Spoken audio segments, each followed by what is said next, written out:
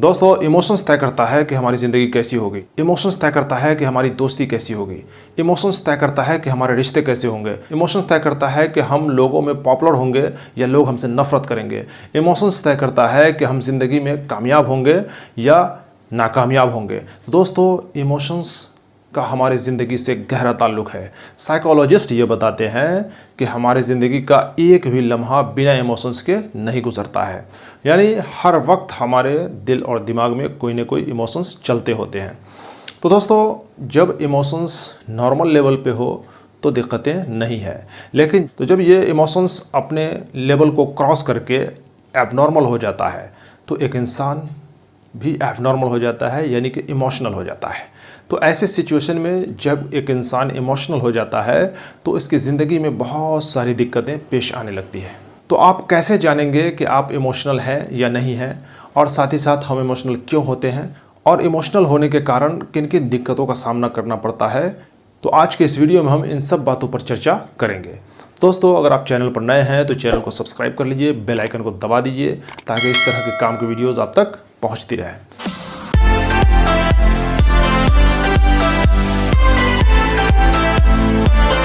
तो दोस्तों, हम सबसे पहले इस पर बात करते हैं कि हम इमोशनल क्यों होते हैं। तो दोस्तों, हमारे इमोशनल होने का दो सबसे बड़ा रीज़न है। पहला रीज़न है जो हमारी हेरिडिटी यानी आनुवंशिकता से जुड़ी हुई है। अगर माँ बाप में इमोशनल होने के कुछ लक्षण रहे हों तो जीन्स के माध्यम से ये लक्षण उनके संतानों यानी उनके बच्चों में भी ट्रांसफ़र हो सकती है और इस कारण भी बच्चे इमोशनल हो सकते हैं। दूसरा जो कारण है वो है एनवायरनमेंट से जुड़ा हुआ, यानी अब तक आपकी ज़िंदगी कैसी गुजरी है और किन परिस्थितियों को झेलते हुए आपने ज़िंदगी गुजारा है, किस माहौल में, किस परिवेश में आपने ज़िंदगी गुजारा है, उसका भी बहुत ज़्यादा असर होता है और ये फैक्टर भी आपको इमोशनल बना सकता है। तो दोस्तों, आइए अब इस पर बात करते हैं कि आप यह कैसे पता करेंगे कि आप इमोशनल हैं या नहीं हैं। तो दोस्तों, इसको दो तरह से आप पता कर सकते हैं। पहला तो ये है कि जो इमोशनल लोग होते हैं उनको दूसरों की कही हुई अक्सर बातें और अक्सर वो बातें जो मजाक में कही जाती है वो चुभ जाती है और वो लोग चाहकर भी उस बात को भुला नहीं पाते हैं और उनके दिमाग में ये घूमती होती है। दूसरा ये है कि परिवार के सदस्य में से किसी ने कोई ऐसी बात कही जो आपको नापसंद हुई तो इससे आप जो है आहत होते हैं और उसको काफ़ी दिनों तक अपने जो है दिमाग में घुमाते रहते हैं। बरसों तक, महीनों तक ये बात आपके दिमाग में घूमती रहती है और आप इसके असर से अपने परिवार के सदस्य से दूरी बना लेते हैं। यह दूरी भावनात्मक भी हो सकती है और शारीरिक भी हो सकती है या फिर दोनों प्रकार की हो सकती है।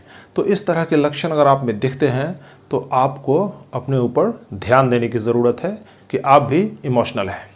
तो अब हम आगे जो बात करेंगे वो इस पर करेंगे कि इमोशनल लोगों को कौन कौन सी दिक्कतें पेश आती हैं। दोस्तों, आज के इस वीडियो में हमने जो है इमोशनल लोगों को ज़िंदगी में जिन दिक्कतों का सामना करना पड़ता है उनमें से 5 बड़ी दिक्कतों पर हम आज बात करेंगे।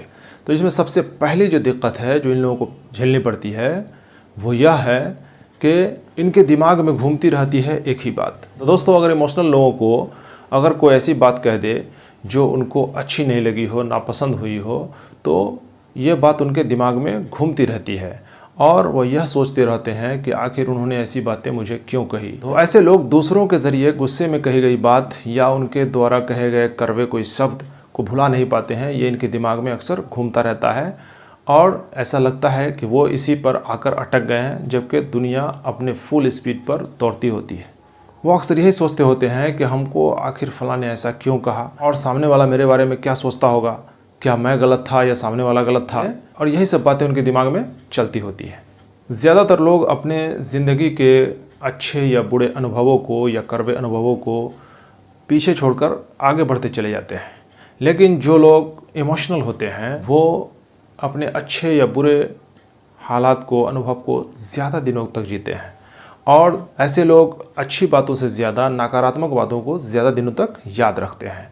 तो ये जो बातें हैं वो उनको आगे बढ़ने से रोकती है। तीसरी जो बात है वो ये है कि इमोशनल लोग जो है वो एंग्जाइटी का शिकार होते हैं।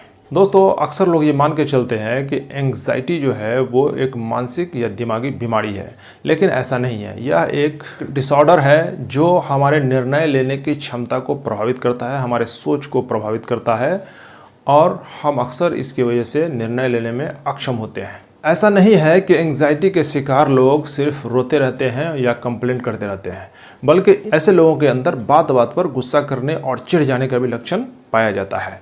तो दोस्तों, इमोशनल लोगों को ये सब प्रॉब्लम फेस करने पड़ते हैं। चौथी जो दिक्कतें पेश आती हैं इन लोगों को वो ये है कि अक्सर उलझ जाते हैं। दोस्तों, जो लोग इमोशनल होते हैं वो छोटे या बड़े फैसले लेने में अक्सर देर करते हैं और कभी कभी ये फैसले ले भी नहीं पाते हैं, और अगर फैसले ले भी लेते हैं तो इनको ये हमेशा डाउट बना रहता है कि क्या मैंने जो फैसला लिया है वो सही है या गलत है। मतलब अक्सर ये डाउट में रहते हैं। पांचवी और जो सबसे बड़ी दिक्कत है इन लोगों की वो ये है कि जो इमोशनल लोग होते हैं वो जहाँ जाते हैं वहाँ लोगों से इमोशनली अटैच हो जाते हैं और बहुत जल्दी उनसे जो है भावनात्मक रूप से जुड़ जाते हैं और उनको बहुत ही महत्व देने लगते हैं।